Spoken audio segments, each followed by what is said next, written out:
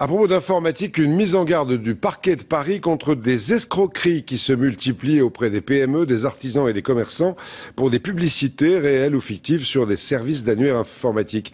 On leur demande de payer parfois des milliers d'euros avec de faux documents juridiques à l'appui. À Saint-Dizier, en Haute-Marne, Marie-Laure Bonnemain et Christophe Buzine. Cette animalerie est typiquement le genre de cible des escroqueries à l'annuaire. Un petit commerce indépendant qui a ouvert ses portes depuis peu.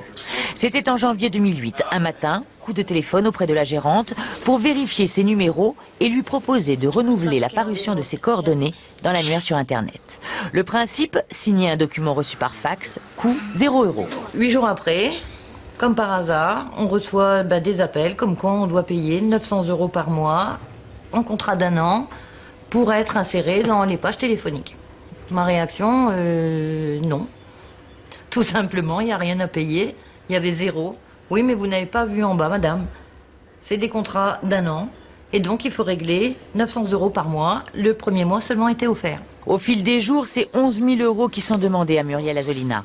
Et quand elle souligne qu'elle ne savait pas le service payant, on lui rétorque que tout est indiqué sur le fax. Faut lire en dessous, moi je veux bien, mais on voit absolument rien. Et puis on se méfie pas parce que Office des annuaires... Mais elle a la présence d'esprit d'appeler le syndicat des indépendants qui, après vérification, lui conseille de ne pas céder à la pression et de porter plainte. Au travers d'appels téléphoniques récurrents, 5 à 6 fois par jour, au travers de courriers qui sont transmis de la part de faux huissiers, voire de faux avocats. Et c'est sur cette pression qu'environ 10% des personnes contactées cèdent. Très difficile à localiser, les têtes pensantes de ces escroqueries se trouvent souvent à l'étranger.